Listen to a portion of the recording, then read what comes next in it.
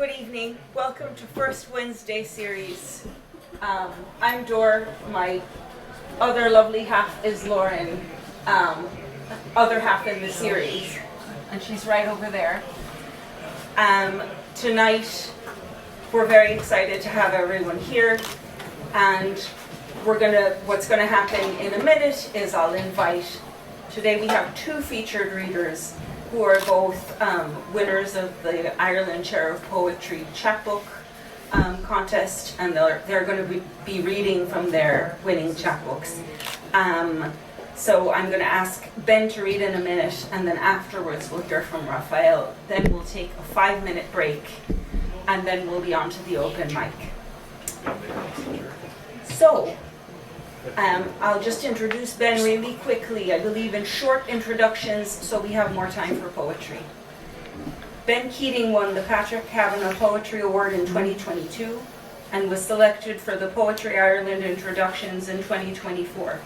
His Balkan sequence, Waiting for Goran at the Bros Cafe, was co-winner of the Ireland Chair of Poetry Pamphlet Series competition and is published by Howl New Irish Writing. So, no more from me. Ben, will you come and read from your... Thank you, Dor, for that kind introduction, and also thanks to the Limerick Writers Centre, Dominic, and also to you guys for coming out tonight. My pamphlet has a rather enigmatic title, which I'll discuss a little bit as I read.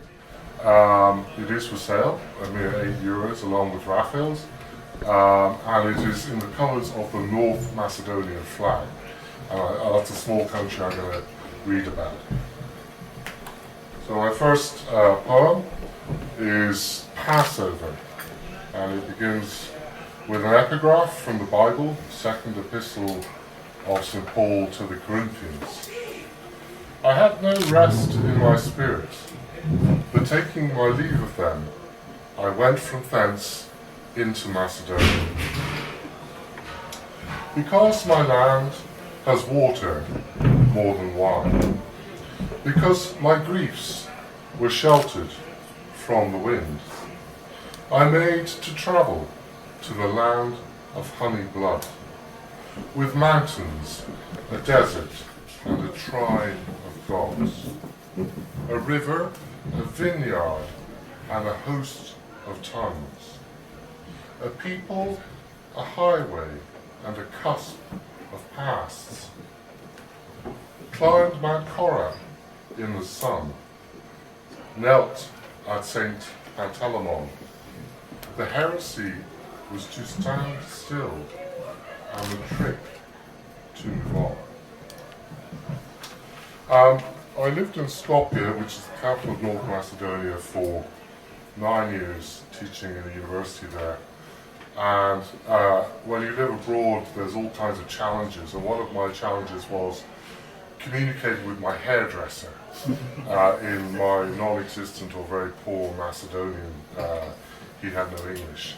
And what I remember most is that in his small salon, he had a huge photo of the former ruler, dictator, strongman of Yugoslavia, Tito, who died in 1980.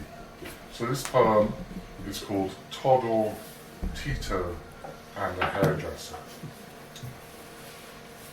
At closing time, one more rakia with Todor in Skopje's Yugo bar, pictures of the marshal on the wall. Todor repeats how Tito, a wily Croat, died as royalty, not as Joseph Broz, leaving discord and disunity, my friend. Sure, I say, thinking of my barber's steel scissors, his lab technician's coat, a medalled monarch on the wall, his honest salon, time-warped and true, with towel flourishes and talc for wounds, water to rinse with, under Tito's canny smile. The title poem of my pamphlet is dedicated to a very close friend who was a taxi driver who was the first Macedonian I ever met. He's called Goran Georgievsky. I won't say anything about him, but anyway, the poem's called Waiting for Goran at the Bros Cafe. Kosovo is Serb land, you'd said, driving your taxi to fetch us, 2 professors late again for class. The hoardings showed a native son. Welcome home, Johan. His beaming face, one more Arkan out from jail. And somehow a blackbird was singing like a prophet with an old claim, while a dog limped towards the cafe. A wounded partisan at morning's first encampment, lying down among the cafe's empty chairs. There was a rather peculiar situation when I lived in what is now North Macedonia, because they were in the process of having a big argument with Greece about their name, which meant for a long time they had a rather unprepossessing name of Fyron, which stands for the former Yugoslav Republic of Macedonia. And finally they sorted it out and signed the Prespa Agreement, where they agreed on the name of North Macedonia. That was after I'd left. So this one's called A Postcard from Fyron. Here lies a country that lacks a name, held between the mountains and the sea. I wonder whether geography's to blame. Its climate and religions are the same as hereabouts, and people here are free. But it's a country bargaining its name. Some people wonder how this nation came to be and say it isn't, or it ought not be. I wonder whether history's to blame. Anyway, who cares? These lands are plain or fair by any name that they agree. And so a country lives without its name. There's not much left for anyone to claim, ancestral mountains or a missing sea. I wonder, is there anyone to blame? People live here fiercely, just the same, repeating each to all their history. This country here requires a name. I wonder whether everyone is to blame.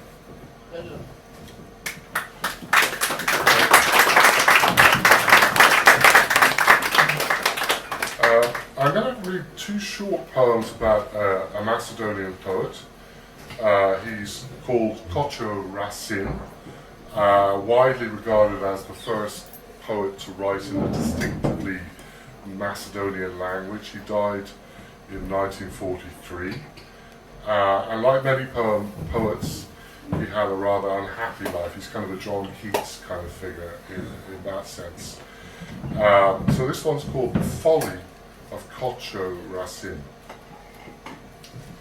In star-crossed Veles, his love songs scrawled themselves, drunk texts to Rahilka, so radiant, blonde. He was a pain until he left, joined the party, jail, death. And yet his poems were kept carefully in a biscuit tin, oddball, Serb, strange, Bulgarian. His real name was Costa Solev, but hers was Rasa. He became Racine. And as I mentioned, he died in 1943 during the Second World War in rather mysterious circumstances. I think the consensus now is it was a political assassination, but at the time it was presented as an accident. So this is the death of Kocho Racine on the 13th of June 1943. A mountain and a mountain shack, a labouring step, a shout, a further step, then crack, the bullets flew. He fell. A flare lit up the dead man's face. A poet one whose looks they knew. A mountain and a mountain shack. A labouring step, a shout, a further step, then crack. The aim was true. He fell. They had drawn the dead man's fate. A poet, one whose words they knew. I've got 3 more to go.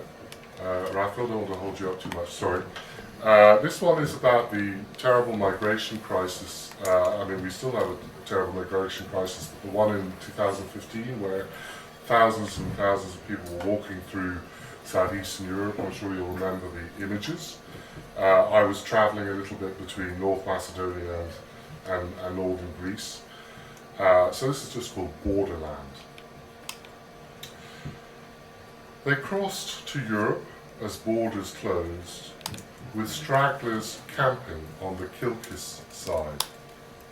A new home of dialects and names, olive groves and light, and shadows walking from Solon to Koster, sad trespassers still walking where Macedonia cleaves. Anyone who's travelled in the Balkans will be struck by the incredible landscapes, lakes, mountains, and very varied topography of the region. West of Skopje there is a mountain range, the Shar Mountains, which is an extension of what they call the Dinaric Alps, going down from Slovenia all the way down to northern Greece. And one of my workplaces was just in the shadow, if you like, of those mountains, and I had a number of colleagues from villages just dotted around, and they were mainly Albanians, so this is a kind of poem about my Albanian friends there, the mountains. Cutthroats, brigands, buccaneers, a wild mountain people, they say. I looked up again, wondered. My friends explained, God created our entire world, yet he threw the dregs where the black eagle faces both ways. But breezily the mountains said, come to our villages, near Seere. Our terraces are cooler here in June. The mountain dogs won't harm you. They'll watch you and watch over you. Seasons do not change, nor move us.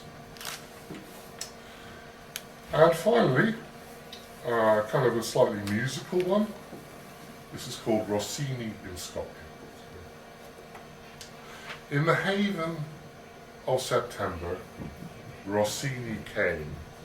The city was churning with swallows, riotous and tipsy with their spinning and crescendo, their swirl of veering migrant wings.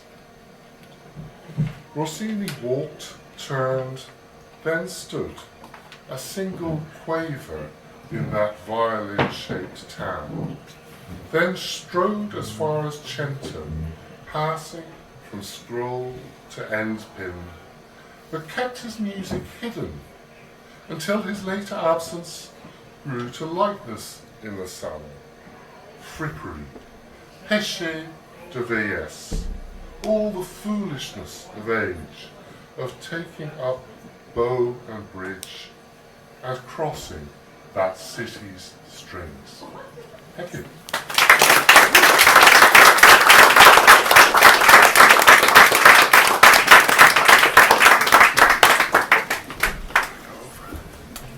Thanks very much, Ben.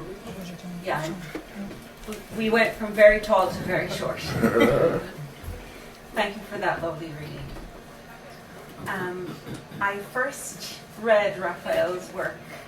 I think I heard about your work before I read it, and then I read a piece that you wrote about it for Skylight 47 about, as you were writing it, about writing the Migrant Dictionary, which is what we're going to hear you read from today. And then I was very lucky to hear you read in Dublin a couple of months ago. So I'm thrilled to have you here, and you're both very welcome. So I'm just gonna, to those who don't know Rafael and his work, I'm just gonna say a couple words and then cede the microphone again. Rafael Mendes is a Brazilian-Irish migrant whose work has recently appeared or is upcoming in Poetry Ireland Review, Banshee, Wasafari, Gorse, and Poetry Salzburg Review.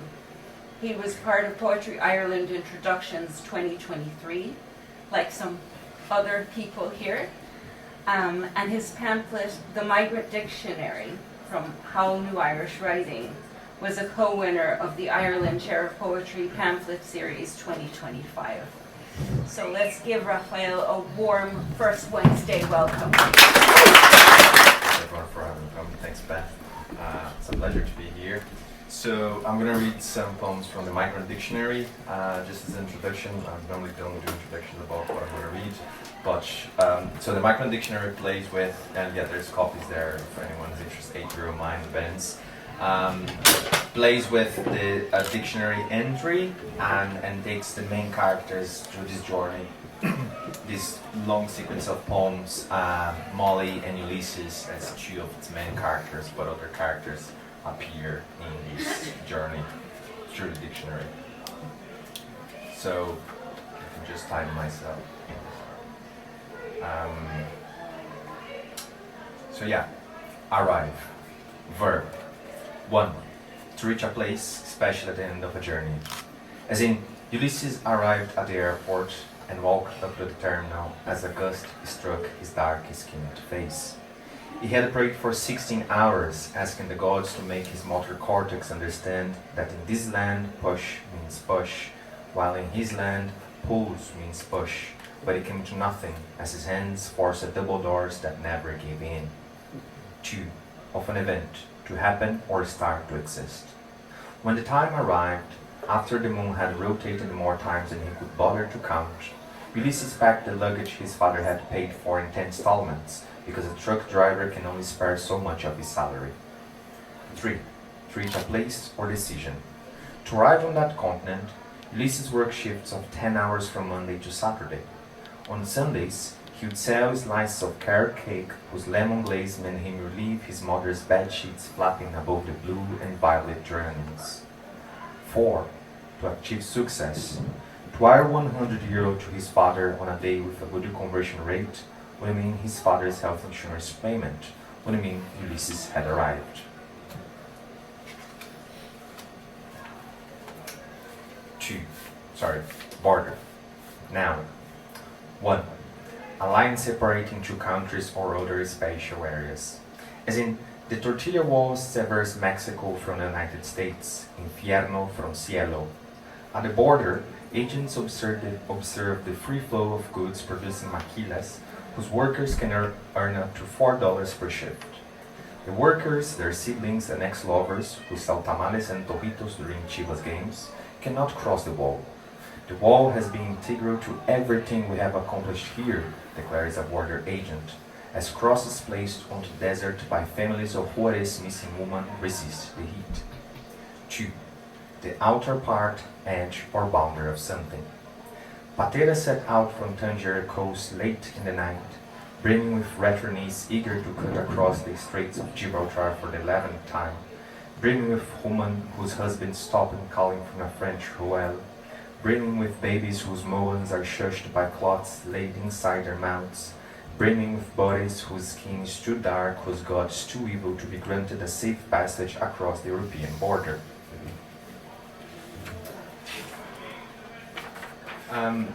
As I was writing this dictionary, as Nora said, in this piece that I wrote for the Skylight,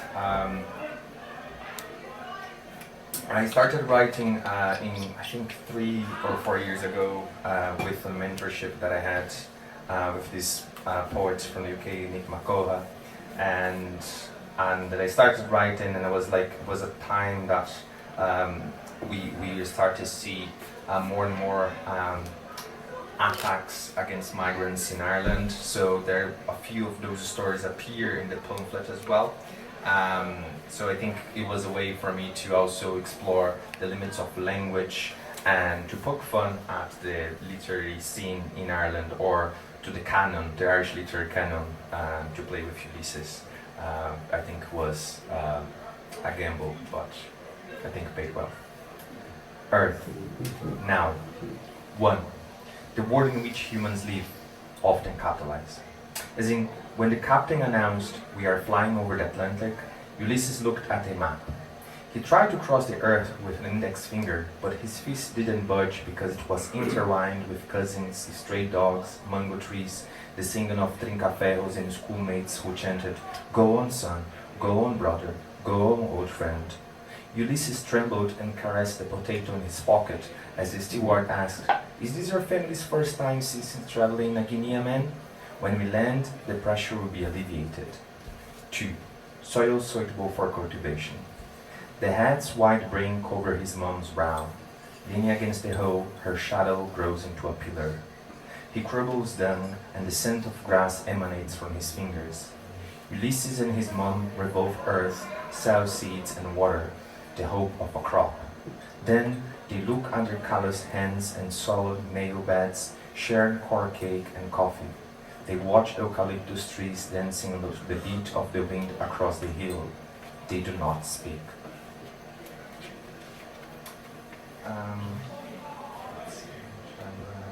Okay. A few of these poems, they were, I think, kind of inspired. I read a lot of newspapers, and it was a time of we were starting to see, as Ben mentioned, the big migration crisis in 2018, 2019 in Europe, when thousands of, mainly Syrians, were trying to cross Europe. And some of those, the inspiration for some of those poems came from there.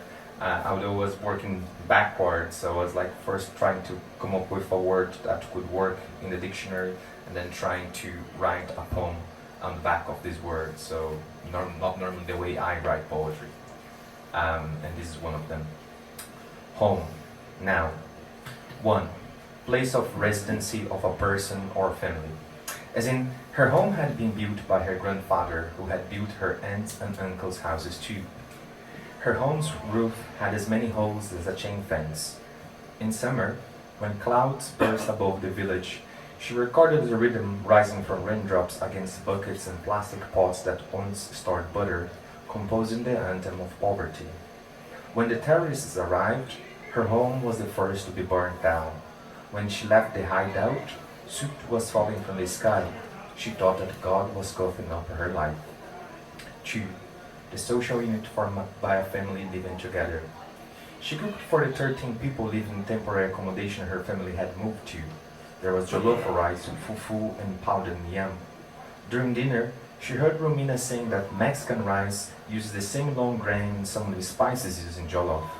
She memorized Zalika's jerk chicken recipe, which reminded her of the peri-peri chicken she had eaten in a Mozambican restaurant. Later, washing the dishes, she thought, this might be a home.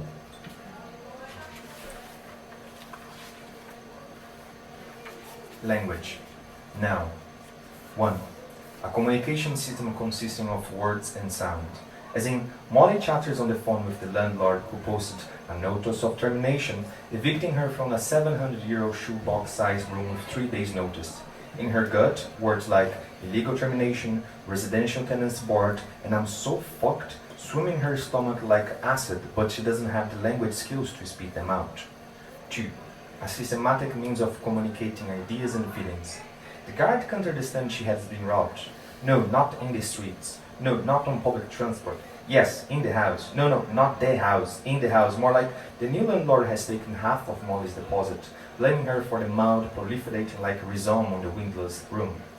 When the internet connection falters, the online translator fails, so she cries and kicks the floor with more force than she had intended. So the guard says, you better watch your language. 3. The vocabulary used in a specific field. A public solicitor tells Molly she must use a certain language in court so the judge will have more appreciation for her case. They do not know that said judge has voted for an anti-migration far-right candidate in European parliamentary elections. 4. The way someone speaks or writes.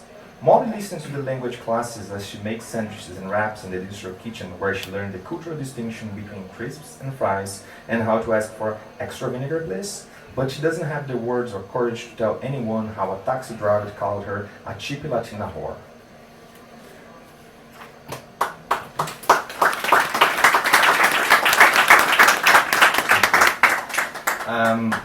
Migrant. Noun. 1. A person or persons who take residence in a foreign country. As in the wee hours of a December morning, migrants squeeze their bodies under umbrellas passed from hand to hand so the previous holder can warm her fingers. Like pilgrims foraging communion bread, they await the distribution of 5 by 5 holy paper, granting them the right to walk past the registration office reception to be questioned by sleep human saints whose thoughts are on a Costa del Sol beach. 2. A person who moves regularly to find work, especially in harvesting crops. To safeguard fences installed along the Dublin Grand Canal, migrant gathers lates from nearby construction, in suites room for €1,200 a month, and outline a bonfire. The rose Fefel de May, as in Afghanistan, okra as in Barbados, maíz as in Peru, falafel as in Palestine. Around the bonfire, they clap, dance, and sob, celebrating comrades waving letters on which the life sentence, asylum protection granted, has been printed. I'm going to read one or two more from the pamphlet, and then might read something new. Under. Preposition. 1. Less than. As in, a fortnight to the deadline for college fees, Molly is over budget. Night shift comes to an end with dock workers scheming for breakfast rolls. They banter in a melange of Slavic languages and a North inner city accent she fails to untangle.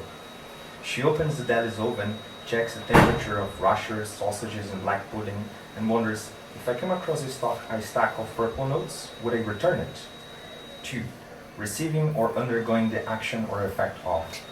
Molly enters a €1 million terrace in Black Rock. The owner gives her a tour of the grounds, and as they walk past the external patio facing the ocean, he says, "You don't need to clean the hot tub."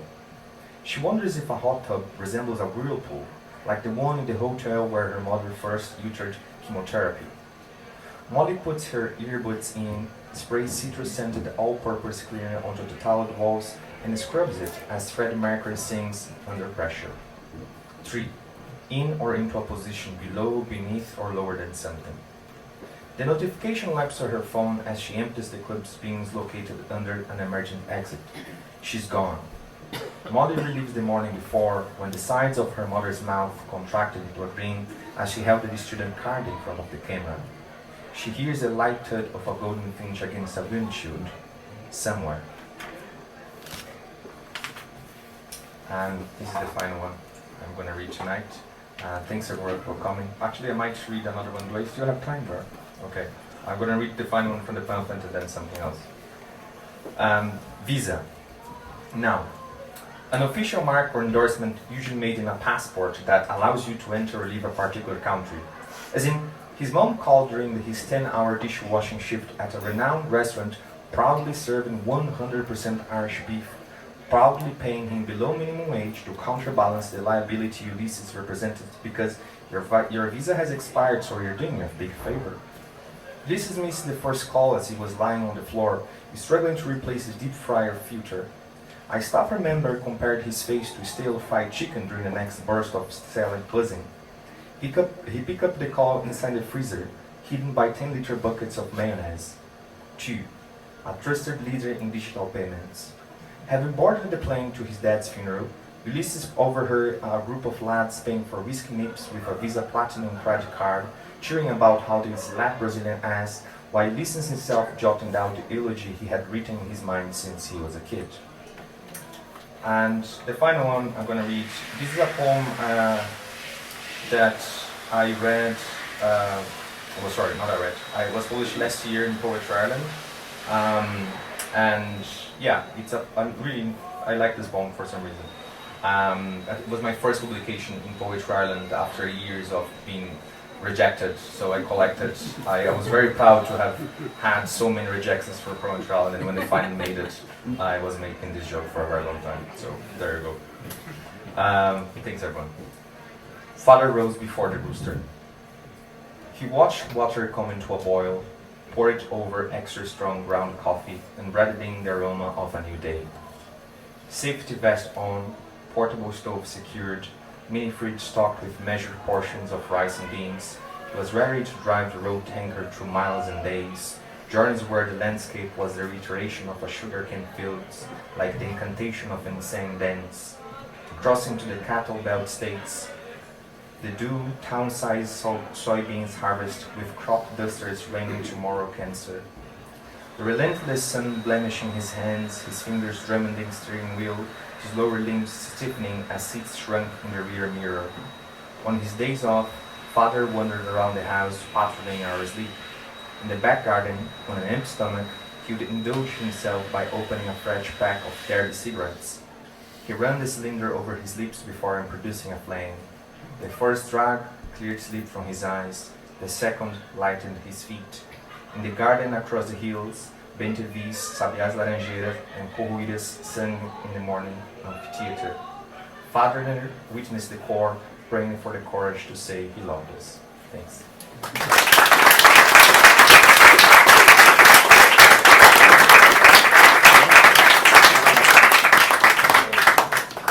Thank you, Rafael. And now I think we need to show the people upstairs what noise is. So let's give another round of applause to Ben and Rafael.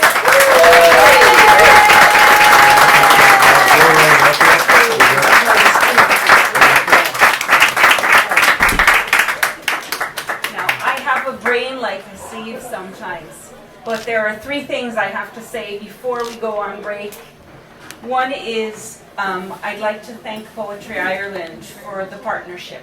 They help us advertise the events. They help us pay our featured readers a very modest honorarium, but still any payment helps defray the costs of traveling here, and it's nice to be paid for poetry. We should all get paid for poetry. Two, the two pamphlets, as well as a debut poetry collection, Dominic's collection, a bunch of other collections are over there on the table. Please support the poets. And lastly, after the break and after the snacks that are provided by the Limerick Writers Centre, so we'll give them a round of applause in a second. We are going to circulate this poster of this evening's event, and it's our custom at First Wednesday to write little comments about the poetry reading that we've just heard, so that the people who read can look at them later and have a memento from the event. So we will be circulating this after the 5-minute break, and I do mean 5 minutes. So let's give Limerick Writers Centre a round of applause, and then I'll release you to the audience.